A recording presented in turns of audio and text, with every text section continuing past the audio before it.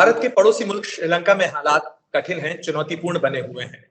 श्रीलंका में आर्थिक संकट राजनीतिक संकट में बदल चुका है और ऐसे में नई सरकार के तौर पर रानिल विक्रमसिंघे राष्ट्रपति बनने के बाद हालात को संभालने की कोशिश कर रहे हैं। मगर इस संकट के बीच में एक करीबी पड़ोसी होने के नाते भारत की भूमिका क्या है और भारत क्या कुछ कर रहा है, ये जानकारी के लिए, इस पर बात करने के लिए हमारे साथ आज कोलंबो में भारत के उच्चायुक्त गोपाल बागले हैं। सर, एबीपी न्यूज पे आपका स्वागत है।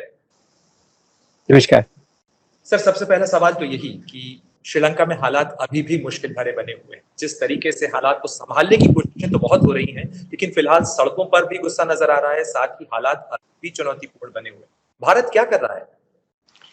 प्रणय, भारत ने एक पड़ोसी देश होने के नाते, एक मित्र होने के नाते श्रीलंका के लोगों का हमेशा साथ दिया है। उनकी कठिनाइयों के समय में हम हमेशा श्रीलंका के लोगों के साथ खड़े रहे हैं। उनके मदद के लिए तत्परता के साथ आगे आए हैं, चाहे वो प्राकृतिक आपदाएं हों या उस तरह की कठिनाइयां जैसे आपने कहा इस वक्त आर्थिक कठिनाइयां। तो इसलिए हमने श्रीलंका के लोगों के मदद के लिए इस साल $3.8 बिलियन की आर्थिक सहायता श्रीलंका को दी है, जिसमें भारत की तरफ से भारत से आयात करने के लिए, भारत से इंपोर्ट करने के लिए fuel, food, medicine, fertiliser, milk powder वगैरह इस तरह की चीज़ों जो आवश्यक सामग्री हैं, जिनकी बहुत कमी हो गई थी श्रीलंका में और जिनको कहीं और से आयात करने के लिए श्रीलंका में पर्याप्त विदेशी मुद्रा यानी फॉरेन एक्सचेंज नहीं थी, उसके लिए हमने ये $1.5 बिलियन से ऊपर की लाइन्स ऑफ क्रेडिट दी। उसके अलावा श्रीलंका के पास और भी फॉरेन एक्सचेंज उनको और इम्पोर्ट्स के लिए, ज़रूरी इम्पोर्ट्स के लिए चाहिए, उसके लिए हमने उनको करेंसी स्वैप दिया, फॉरेन एक्सचेंज का करेंसी स्वैप, और भी सुविधा हमने उनको करेंसी के सपोर्ट करने के लिए, फॉरेन एक्सचेंज को सपोर्ट करने के लिए प्रदान करी भारत के रिजर्व बैंक ने। तो ये कुल मिलाकर के करीब $3.8 बिलियन की होती है। ये तो हो गई आर्थिक सहायता की बात। इसके अलावा मानवीय सहायता, ह्यूमैनिटेरियन असिस्टेंस भी भारत में कई संगठनों ने, कई लोगों ने बहुत से और तरीके से काफ़ी बड़ी मात्रा में ह्यूमैनिटेरियन असिस्टेंस भी पहुंचाई है। 2 जहाज आ चुके हैं भारत से सामग्री लेकर के, जिसमें राइस है, दवाइयां हैं, मिल्क पाउडर है, और एक और जहाज हम कल परसों में उसकी आशा कर रहे हैं यहाँ पहुंचेगा। इससे श्रीलंका के लोगों को बहुत मदद मिली है, क्योंकि मुझसे तो कई बार लोगों ने ये कहा कि भारत ही इस वक्त श्रीलंका की लाइफलाइन बना हुआ है। आपने बिल्कुल ठीक कहा सर। अभी श्रीलंका की इस पूरे क्राइसिस को हम भी कवर कर रहे हैं, ग्राउंड जीरो से भी एबीपी न्यूज से कवर कर रहा है। और ऐसे में जो लोग कह रहे हैं हमारे कैमरों के आगे भी, वो भी यही कह रहे हैं कि भारत से वो मदद की उम्मीद कर रहे हैं। प्रधानमंत्री मोदी से भी अपील के बहुत सारे स्वर जनता के बीच से भी सुनाई दिए। तो ऐसे में भारत आगे आने वाले दिनों में क्या और असिस्टेंस की भूमिका देखता है?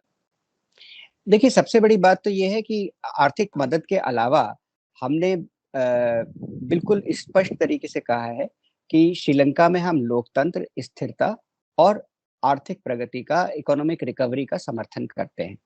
तो ये भी अपने आप में लोगों के मनोबल के लिए और श्रीलंका के लिए, श्रीलंका के नागरिकों के लिए एक बहुत बड़ी सहायता है, एक अपने आप में एक बहुत बड़ी मदद है, क्योंकि भारत और श्रीलंका दोनों लोकतांत्रिक देश हैं, पड़ोसी देश हैं, मित्र देश हैं। ऐसे में इस प्रकार का मनोबल बढ़ाना भी लोगों का, वो भी श्रीलंका की इस स्थिति में लोकतंत्र के समर्थन में और उसकी स्थिरता के समर्थन में इस तरह की बात भी भारत की ओर से काफी महत्वपूर्ण है।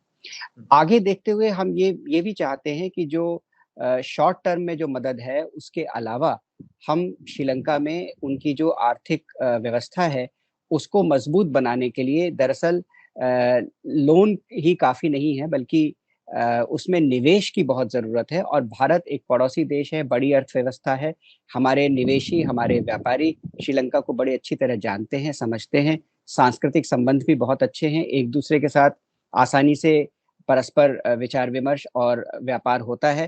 तो इसलिए भारत से इन्वेस्टमेंट श्रीलंका में अगर जाएगा महत्वपूर्ण क्षेत्रों में, जो कि श्रीलंका के लिए ज़रूरी है, जैसे port, renewable energy, power, hydrocarbon, agriculture, dairy, शिक्षा, इंफॉर्मेशन टेक्नोलॉजी, जो जिनमें भारत की भी अच्छी पकड़ है और भारत को काफ़ी पूरे दुनिया में उसके लिए भारत जाना जाता है।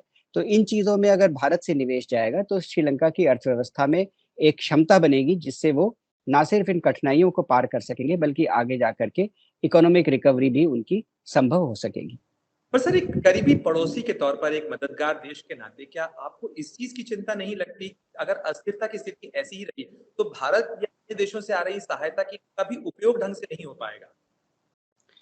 नहीं, इस प्रकार देखिए ऐसा है कि जैसे जो भी सहायता आती है उसका उसका वितरण, उसका डिस्ट्रीब्यूशन भी ज़रूरी है। तो वहाँ पे फ्यूल वगैरह की आवश्यकता पड़ती है, जैसा आप समझ सकते हैं। तो हमने इसीलिए खाली फ्यूल या खाली फूड या खाली मेडिसिन नहीं, बल्कि इन सभी चीज़ों में मदद करी है। और हमारा ये विश्वास है कि भारत ने जो रिस्पॉन्स दिया है इस सिचुएशन में, वो समग्र रिस्पॉन्स है, एक प्रकार से होलिस्टिक रिस्पॉन्स है। Whole of the government response ही नहीं, whole of the nation response है। भारत के सामान्य लोगों ने भी इसमें आगे बढ़ कर के मदद करी है और हमें विश्वास है कि ये मदद श्रीलंका के लोगों के लिए बहुत महत्वपूर्ण साबित हुई है। उनको कठिनाइयों के समय में इससे संबल मिला है और आगे भी मिलता रहेगा। सर, एक आखिरी सवाल ये कि श्रीलंका के अंदर फिलहाल राजनीतिक स्थिरता आए ताकि आर्थिक प्रगति का रास्ता भी जो है वो पटरी पर लाया जा सके, उसके लिए जो कोशिशें हो रही हैं उसमें क्या भारत कोई भूमिका अपनी देखता है? देखिए, हमारा ये मानना है एक पड़ोसी मित्र और लोकतंत्र होने के नाते कि श्रीलंका में जो भी फैसले लिए जाएँ राजनीतिक स्तर पर या आर्थिक स्थिति से निपटने के लिए भी, वो लोकतंत्र के ढाँचे में हो। उसमें जो लोकतांत्रिक इंस्टीट्यूशंस हैं, संस्थान हैं, उनकी भूमिका हो और वो संविधान के ढाँचे के अंदर लिए जाएँ, संविधान के फ्रेमवर्क में लिए जाएँ। तो इसलिए हमने हमेशा यही कोशिश करी है कि श्रीलंका को हम लोकतंत्र को समर्थन प्रदान करें।